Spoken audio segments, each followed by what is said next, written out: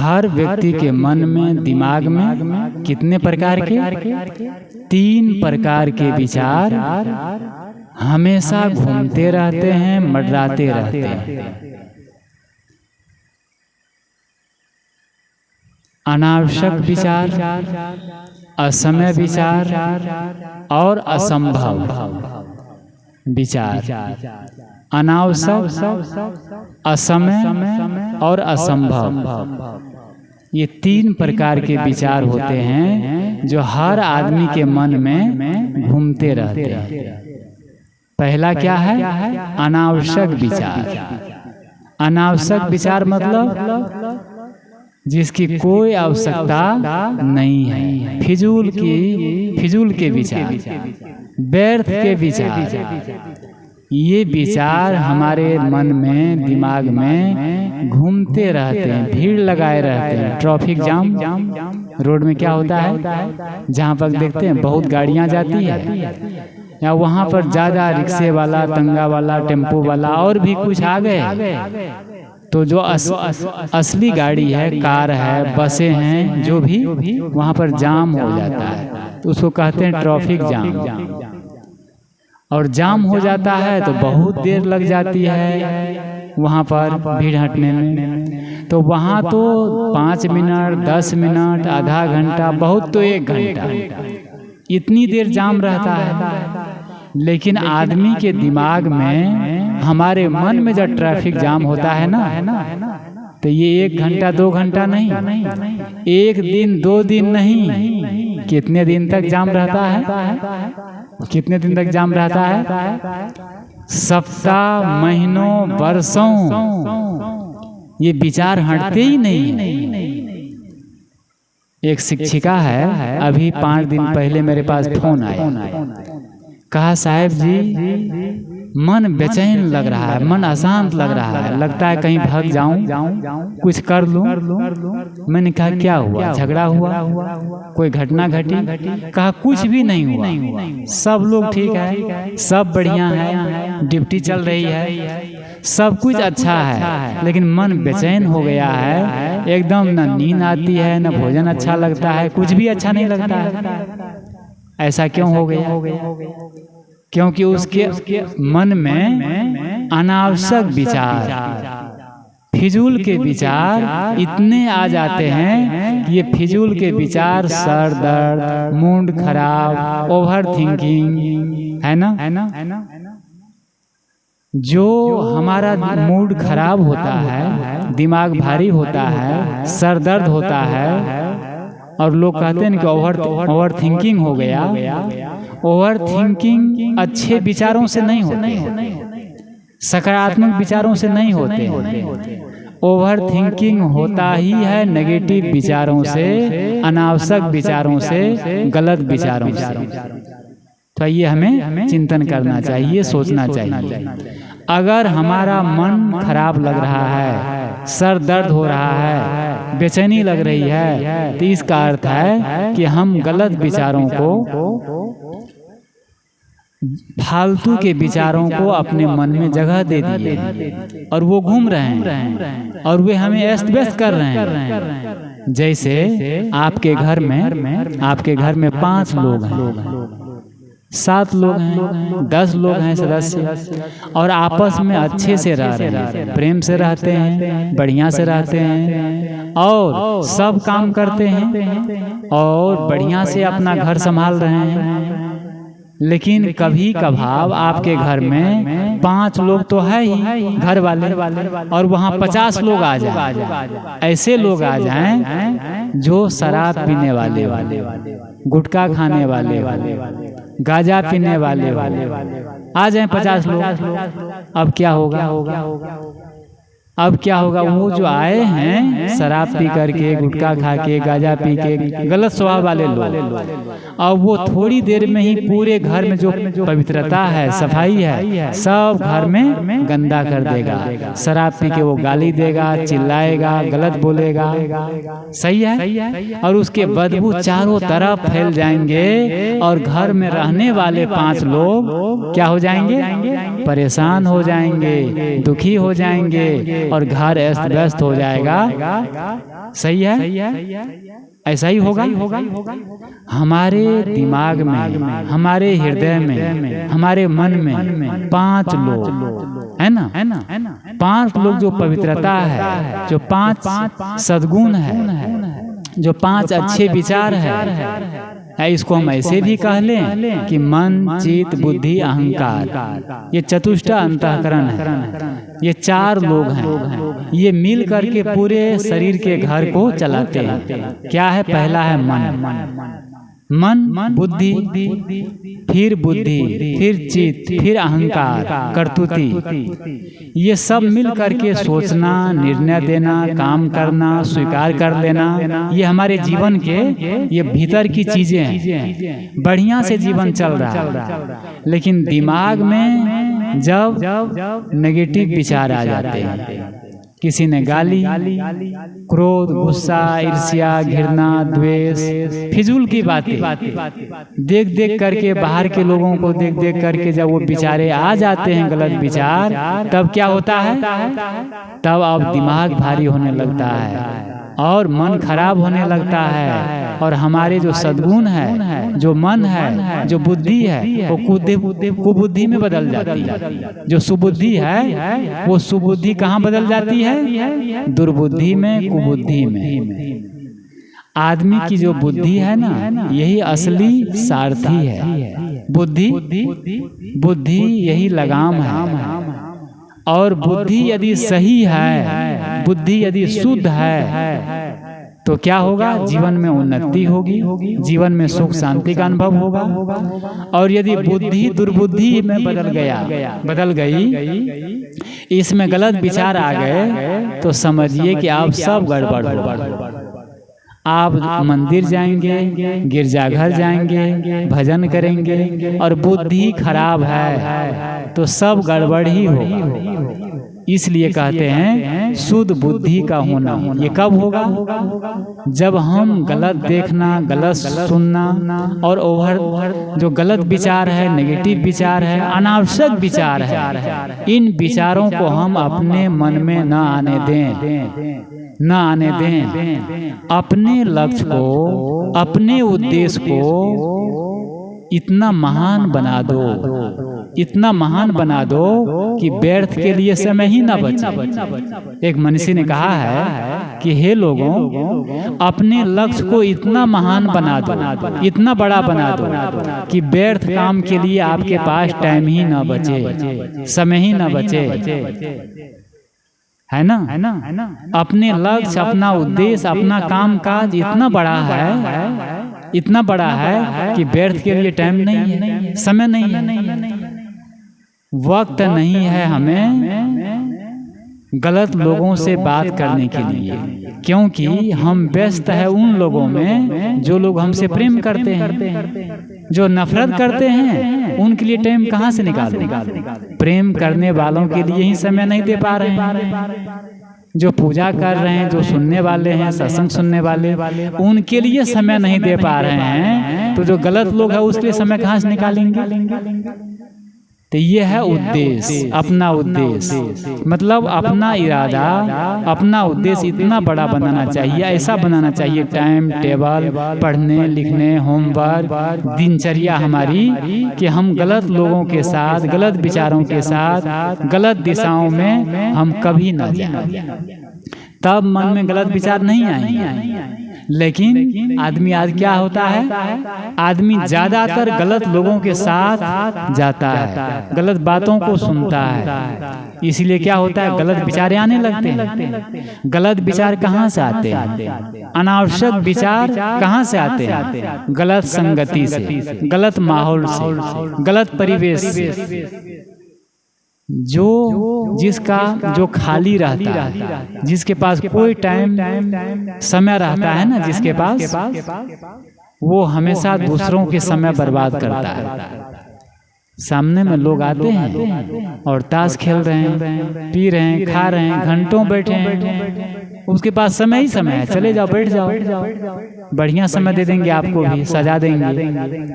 और इतने फिजूल के बातें, इतने उल्टा पुल्टा बातें, गलत बातों को भर देंगे कि बस दिमाग खराब हो जाएगा। तो इसीलिए कहते हैं कि खाली दिमाग क्या होता है? खाली दिमाग शैतान का घर। सही है ना? खाली दिमाग शैतान का घर। जिसका बस खाली दिमाग खाली है, खाली निठल्ले बैठे हैं, तो अब क्या करेंगे? कुछ तो करेंगे ना, नहीं तो पैरे हिलाएंगे, घासें उखाड़ेंगे, खुजलाएंगे। मतलब होता है ना, कहीं लोग बैठे हैं देखते हैं घास पर पार्क में, तो क्या करते हैं? वो हाथ हिलाते रहेंगे, फिर घास उखाड़ते रहेंगे, अब पैर के अंगूठा को वो सहलाते रहेंगे। मतलब मन इतना आदमी का होश में नहीं है। तो इसीलिए कहते हैं कि हमेशा खाली कभी मत रहो, हमेशा व्यस्त रहो। व्यस्त रहना सफलता है, व्यस्त रहना सफलता है, लेकिन ऐस्त व्यस्त रहना असफलता है। क्या है? व्यस्त रहना सफलता है, बिजी रहना सफलता है। सही है ना? सबको बिजी रहना चाहिए, सबको व्यस्त रहना चाहिए, लेकिन ऐस्त व्यस्त किसी को नहीं रहना चाहिए। सही है ना? ऐस्त व्यस्त आज क्या है? आदमी का जीवन ऐस्त व्यस्त है। ऐस्त व्यस्त का मतलब है न खाने की फुर्सत, न सोने की फुर्सत, न परिवार को, घर में बच्चों को टाइम देने की फुर्सत। मतलब उसको समय ही नहीं है ना, कहते टाइम नहीं। और सत्संग में आने की फुर्सत नहीं, भजन सुनने का फुर्सत नहीं, ध्यान करने का फुर्सत नहीं। जो लोग ऐसा कहता है, समझ लीजिए उसका जीवन कैसा है? ऐस्त व्यस्त है ना? और संत महात्मा है, अच्छे लोग हैं, एक स्टूडेंट है, विद्यार्थी है, देखो वो भी व्यस्त है। किस में व्यस्त है? सुबह उठे जल्दी, वो भी व्यस्त है ना, जल्दी जल्दी नहाए धोए, बढ़िया खाए पिए, स्कूल गए, वहाँ से आए थके मांदे, फिर वो खाए पिए, फिर होमवर्क करने गए, कोचिंग गए, फिर आए। वो स्टूडेंट विद्यार्थी भी व्यस्त है, लेकिन वो सफलता की ओर जा रहे हैं। कहाँ? सफलता की ओर जा रहे हैं। तो व्यस्त हर आदमी को रहना चाहिए, लेकिन ऐस्त व्यस्त किसी को नहीं रहना चाहिए। तो इसीलिए कहते हैं कि अपने आप को खाली मत रखो, खाली दिमाग शैतान का घर। तब क्या करेंगे? घर में काम नहीं है तो क्या करेंगे? इसीलिए कहते हैं घर में काम नहीं है तो आप अच्छी पुस्तकें पढ़ सकते हैं, अच्छी पुस्तक पढ़ सकते हैं, अच्छे सीरियल देख सकते हैं। आजकल देखो महापुरुषों का, संतों का, गुरुजनों का एक से एक चैनल है, और सब में हमारे जीवन निर्वाण के लिए, कल्याण के लिए, शांति के लिए प्रवचन भजन सब चल रहे हैं बढ़िया। उसको हम देखें बढ़िया तो मन बढ़िया होगा, अच्छा होगा। और अच्छे विचारों को पढ़े, अच्छी वाणियों को सुने, ध्यान करे, चिंतन करे, थोड़ा अपने लिए टाइम निकाले। तो इस प्रकार जब करेंगे तो हमारा जीवन अच्छा बनेगा और मन में गलत विचार नहीं आएंगे। तो इसलिए कहते हैं कि सबसे पहला क्या है? हमारे दिमाग में 3 प्रकार के विचार घूमते रहते हैं। पहला विचार क्या है? पहला नंबर अनावश्यक विचार, जिसकी कोई जरूरत नहीं है। बहुत देर से और ज्यादा समय तक गलत विचार चलते रहते हैं, मन में घूमते रहते हैं, और घूमते घूमते वही विचार आदमी को क्या कर देता है? आत्महत्या तक वो ले जाता है, फांसी तक ले जाता है, टेंशन हो जाता है। आज बीपी और जो है ब्लड प्रेशर, शुगर, ये सब किसकी देन है? ये गलत विचारों के देन है, अनावश्यक विचारों के देन है। हमें जीवन निर्वाण के लिए, साधना के लिए, भजन के लिए, अच्छा लाइफ जीवन जीने के लिए जो अच्छे विचार है उसकी जरूरत है।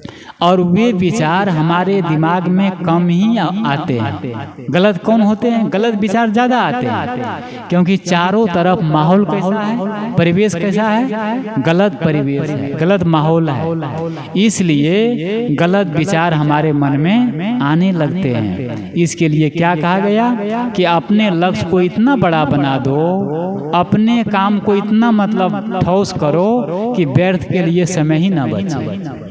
ठीक है ना। सुबह से लेकर एक डायरी लो, कॉपी लो और अपनी दिनचर्या, अपना टाइम टेबल बना लो। टाइम टेबल, हमें इतने समय तक ऐसा करना है, ये करना है, ये करना है। और जब टाइम टेबल बना लेंगे तो गलत चीजों के लिए समय नहीं रहेगा। एक वैज्ञानिक था तो उन्होंने लोगों को समझाते हुए कहा कि आदमी सफल कैसे होगा, उन्नति कैसे करेगा, प्रगति के राह पर हम जल्दी कैसे आगे बढ़ेंगे। तो उन्होंने एक कोर्स दिया, होमवर्क दिया। बहुत स्टूडेंट बैठे थे, विद्यार्थी बैठे थे। वह वैज्ञानिक एक बड़ी बाल्टी लिया, और बाल्टी में वह बड़े बड़े पत्थर डाले, मतलब आधा किलो का पत्थर उसमें डाल दिया। जब डाल दिए तो बाल्टी भर गई। तो वो वैज्ञानिक ने पूछा विद्यार्थी से, स्टूडेंट से कि बोलो, ये बाल्टी में अब बाल्टी भर गई है, इसमें और कुछ आ सकता है? सारे विद्यार्थी बोले कि सर, इसमें अब कुछ आने वाला नहीं है, पत्थर से पूरी बाल्टी भर गई है। पत्थर से पूरी बाल्टी भर गई है। जो वो वैज्ञानिक थे उसमें जो छोटी छोटी गिट्टी होती है ना, गिट्टी वो डालने लगे तो 2-3 किलो गिट्टी आ गई, क्योंकि पत्थर तो बड़ा बड़ा था। बीच में जो गैप था ना, तो छोटी छोटी गिट्टी उसमें 2-3 किलो आराम से आ गई। तो सारे विद्यार्थी आश्चर्य से आए, कहे थे कुछ नहीं आएगा, बाल्टी भर गई और इसमें अभी 2-3 किलो गिट्टी और आ गई। उस वैज्ञानिक ने मुस्कुराए और कहा कि बच्चों, ये बताओ इसमें और कुछ आ सकता? सारे विद्यार्थी बोले सर, इसमें अब कुछ नहीं आ सकता, अब तो पूरी बाल्टी भर गई। वे वैज्ञानिक 3 किलो बालू रखे थे, बालू वो बालू डालना शुरू किए या बाल्टी हिलाना शुरू किए तो 3 किलो बालू उसमें घुस गया, क्योंकि उसमें अभी भी है ना, अभी भी स्पेस था, उसमें जगह थी, बालू भी आ गया। उस वैज्ञानिक ने शिक्षा देते हुए कहा, बच्चों क्या इसमें और कुछ आ सकता है? सारे के सारे बोले सर, इसमें तो अब तो कुछ आ ही नहीं सकता, अब तो कुछ नहीं आ सकता है। वे वैज्ञानिक 5 किलो का पानी का गिलन था, पानी उठाया और डालना शुरू किया तो 5 किलो पानी आराम से उस बाल्टी में और आ गया। सारे विद्यार्थी आश्चर्यचकित रह गए। कहा देखो क्या क्या आ गए, बड़े बड़े पत्थर, फिर छोटी गिट्टी, फिर बालू, उसके बाद पानी भी। सही है ना? एक बाल्टी में चारों चीजें आ गई ना। तो हम सबको क्या करना चाहिए? सुबह उठ करके कैसे अपने आयोजन बनाना चाहिए? सबसे हमारा हृदय एक बाल्टी है, तो चिंतन करिए। होमवर्क हमारा हृदय एक बाल्टी के समान है, ठीक है ना? सुबह उठ करके हम बड़ा लक्ष्य, बड़ा काम, जैसे पहले क्या डाले, वो पहले बड़ा बड़ा पत्थर डाले, सही है ना? पहले बड़ा पत्थर डाले, तो पहले हम सुबह उठ करके बड़ा काम करें, जो महत्वपूर्ण काम है ना वो काम करें। काम के 3 प्रकार होते हैं, वो अलग है, आवश्यक काम, अनावश्यक काम, फिजूल काम। तो ये सब अलग अलग कोर्स है। तो सुबह उठ करके हमें सबसे बड़ा काम क्या करना है, महत्वपूर्ण काम क्या है? सुबह उठ करके जो अपने मुस्कुराता है, खुश होता है, प्रसन्न होता है और थोड़ा सा मॉर्निंग वॉक जाता है, घूमने जाता है और अपने आप को चार्ज करता है, समझिए कि वो सबसे बड़ा काम कर रहा है, सबसे बड़ा काम कर रहा है। वहां से आता है, आया, ब्रश किया, नहाया धोया, तो ये समझो अब गिट्टी डाला, मतलब अपने आप को पवित्र कर लिया, बढ़िया कर लिया। उसके बाद थोड़ा पूजा पाठ किया, अगरबत्ती जलाया, अब समझो बालू डाल लिया, है ना, बालू से भरा। उसके बाद थोड़ा ध्यान किया, मेडिटेशन किया बढ़िया, अब समझो पानी भी डाल लिया, ठीक है। इस प्रकार अपने जीवन को वो बढ़िया सुबह कर लिया। लेकिन कुछ लोग होते हैं सुबह उठ करके क्या, उस वैज्ञानिक ने बताया, उन्होंने कि इस बाल्टी में यदि सबसे पहले पानी डाल देता, सबसे पहले बाल्टी को पानी से भर देता तो कुछ आता उसमें? अगर पहले सबसे पहले पानी से ही बाल्टी भर देता तो उसमें न तो बालू आता, न गिट्टी आती, न पत्थर आता, पानी छलकने लगता ना। पहले पानी नहीं डाला, सबसे अंतिम में पानी डाला। सही है, पहले बड़ा पत्थर डाला, फिर छोटी गिट्टी डाला, फिर बालू डाला, फिर पानी डाला। लोग क्या करते हैं आजकल, सबसे पहले उठ करके पानी डाल देते हैं। पानी डालना मतलब सुबह उठते हैं, अखबार आ गई, अखबार देखना चालू किया, मोबाइल खोल लिए, कार्टून और कुछ। अब समझो वो अपने जीवन के बोहनी को खराब कर रहा है। वो उन्नति नहीं करेगा, उसका दिमाग अभी 1 घंटा में ही दिमाग भर जाएगा, जो है ना, वो पानी से, गलत विचारों से, गलत चीज़ों से दिमाग बोझिल हो जाएगा। सुबह उठ करके अखबार, टीवी, मोबाइल, ये 3 चीज़ कमती में 2 घंटे, ठीक है ना। जब नींद खुलती है तो क्या, अखबार, टीवी और मोबाइल, इसको ऑफ कर दें, इसको बंद कर दें, ये नहीं देखना।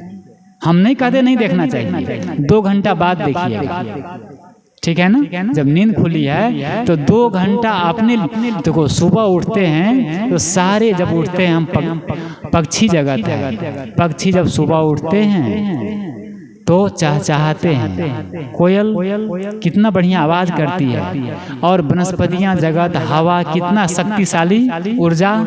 तो सुबह सुबह समय है हमें शारीरिक, मानसिक, बौद्धिक विकास करने के लिए, एकदम पावर चार्जिंग। अपने आप को हम घूमने जाएं, अच्छा महसूस करें, मुस्कुराएं, घूमें फिरें, एलोम विलोम करें, आसन प्राणायाम करें। सुबह उठ करके ये बड़ा काम करना है, क्योंकि आप दिन भर आपको काम करना, अपने बिजनेस में जाना है, दफ्तर में जाना है, खेत में जाना है, ऑफिस में जाना है, तो उसके लिए स्वयं को, मन को मजबूत करना है।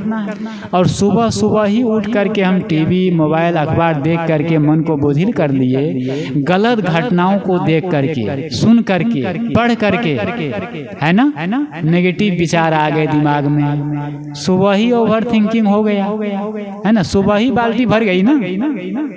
अब क्या होगा, कुछ तो आएगा नहीं। आप दिन भर काम करेंगे लेकिन सफलता नहीं मिलेगी उतनी। तो इसलिए इसके लिए क्या कहते हैं कि अपने लक्ष्य को, अपनी दिनचर्या को, अपने काम काज को हम थोड़ा सा एक महान बनाए, बड़ा काम करें। बड़ा काम क्या है, हमें जिससे शांति मिले, सफलता मिले, उन्नति हो, वो काम हम सबको करना चाहिए। तो पहली बात क्या है, अनावश्यक विचार, इस विचार को हमें त्याग कर देना चाहिए। तो हमारे दिमाग में पहला जो घूम रहे हैं वो अनावश्यक विचार। दूसरे प्रकार के जो विचार होते हैं वे क्या है, अनावश्यक विचार, असमय विचार। असमय मतलब जिस समय जो विचार की जरूरत नहीं है, जिन बातों की जरूरत नहीं है, वे विचार मन में आते हैं, वे विचार मन में आने लगते हैं। सत्संग में बैठे हैं हम लोग अभी, तो क्या करना चाहिए, एकदम ध्यान केंद्रित करके शांत मन से एकदम सत्संग सुनना चाहिए।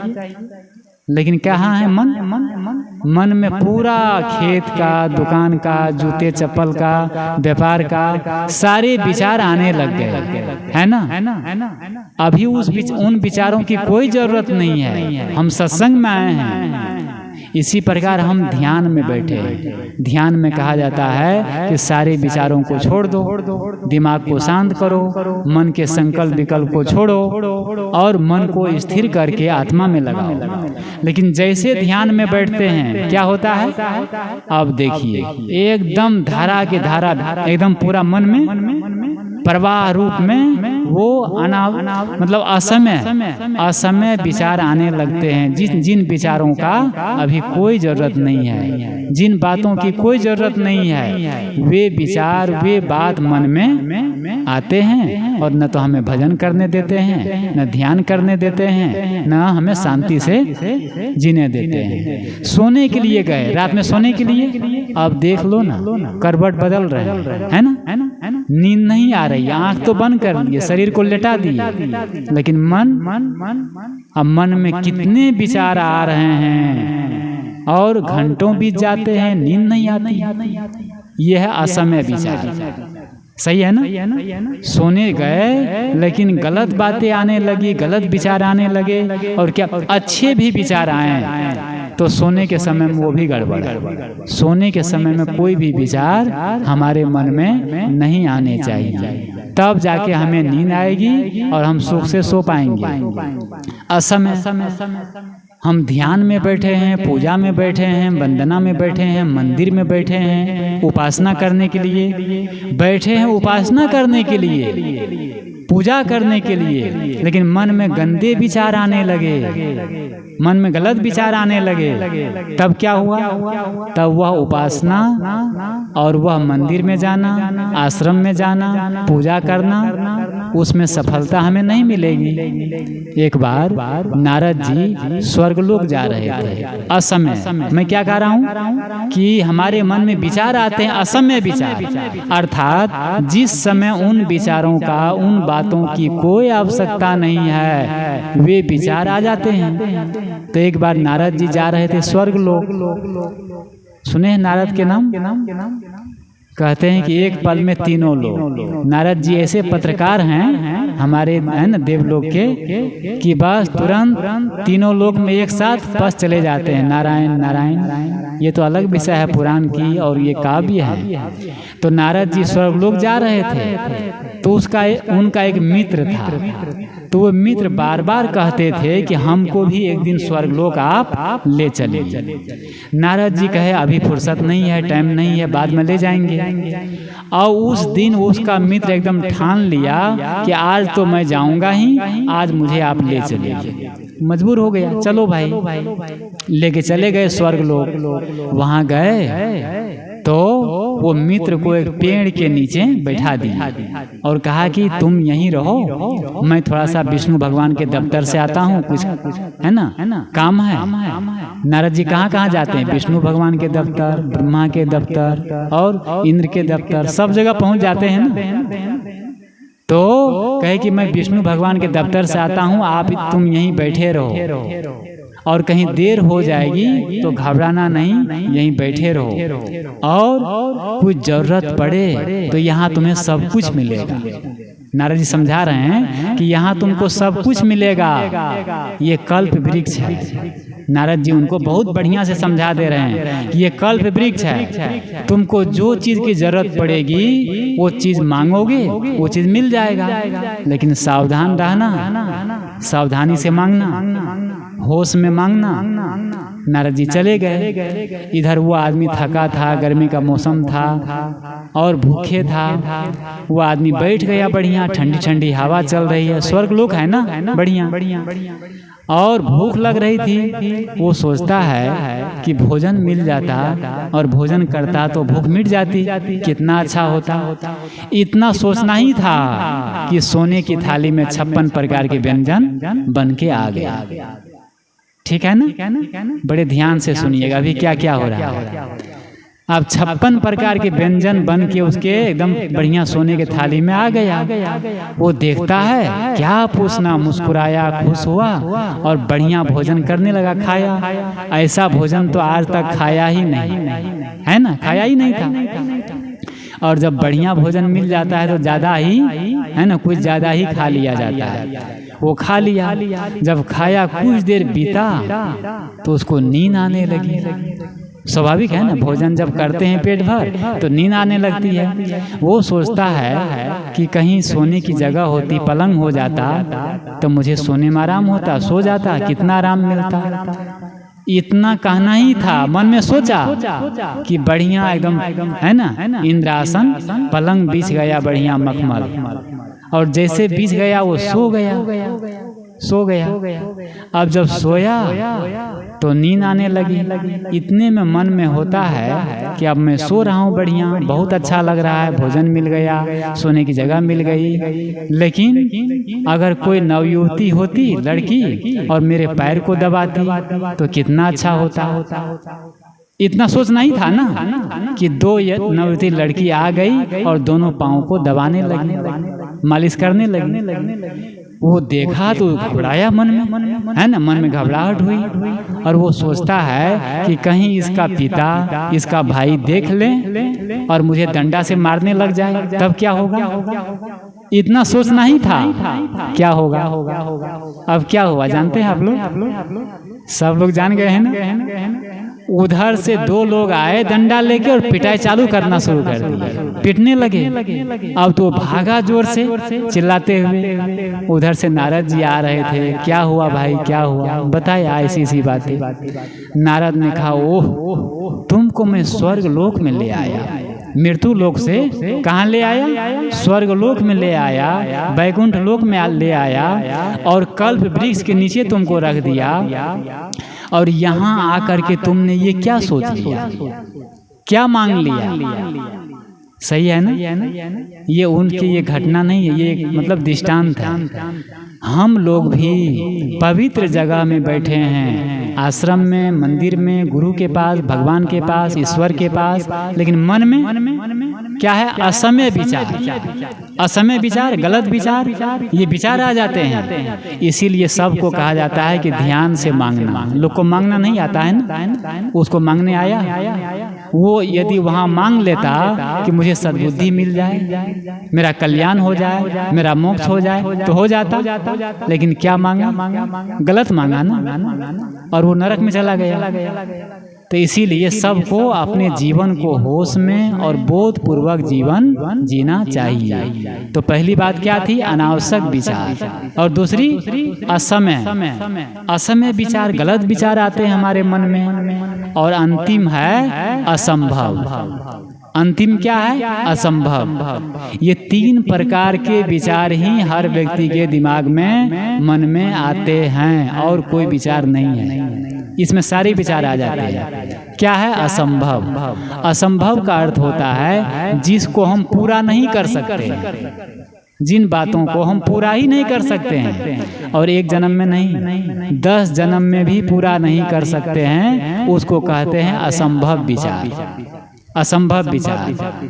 लोगों के हम देखते हैं, एक गरीब आदमी है, वो देखता है कि बड़ा बढ़िया सेठ है, इसके पास अरबों की संपत्ति है, इसके पास प्लेन है, कार है, गाड़ी है, 200 बीघा जमीन है, और वो आदमी वैसा ही होना चाहता है ना। वो गरीब आदमी के मन में क्या विचार आ रहे हैं कि मैं भी ऐसा बन जाऊं, बनेगा। उसकी तकदीर अलग है, भाग अलग है, कैपेसिटी अलग है। तो वो सोचता है कि मैं ऐसा ही बन जाऊं तो बनेगा, वो नहीं बन पाएगा। और 1 जन्म में नहीं, जब तक पुण्य कर्म नहीं करेंगे, शुभ कर्म नहीं करेंगे, सही दिशा में मेहनत नहीं करेंगे, तब तक 10 जन्म क्या 50 जन्म भी लग जाएंगे। तो मन में इतने बड़े बड़े, मन में ख्वाहिश, मन में इच्छाएं, मन में विचार आ जाते हैं कि मैं भी ऐसा बनूंगा, मेरे पास भी इतने पैसे हो।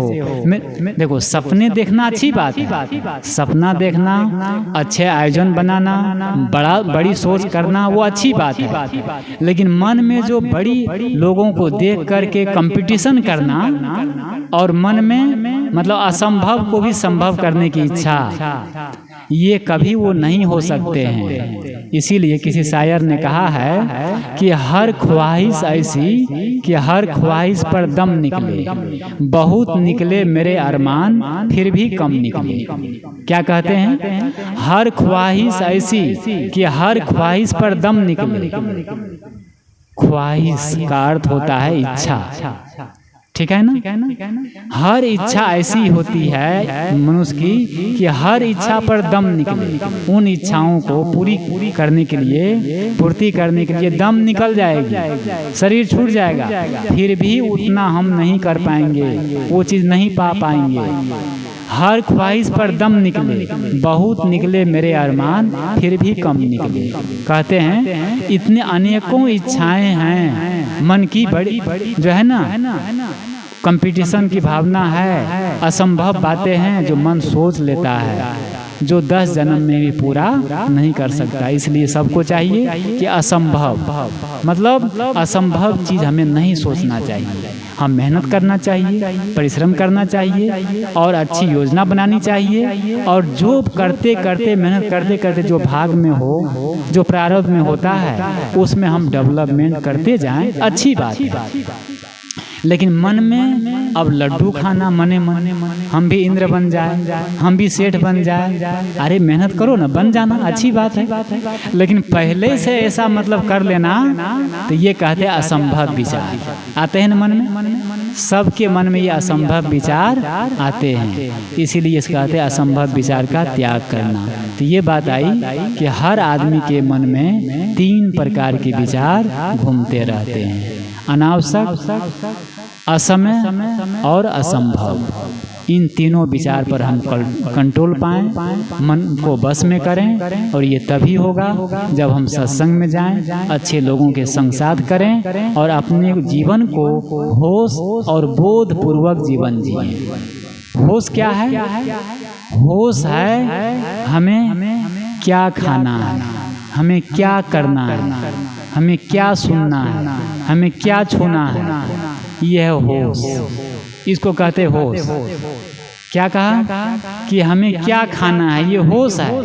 लेकिन हमें कितना खाना है, ये बोध है। ठीक है ना, ये बोध है। हमें क्या करना है, ये होश है, और कितना करना है, ये बोध है। तो हमें जीवन जीना चाहिए कैसे? होश पूर्वक।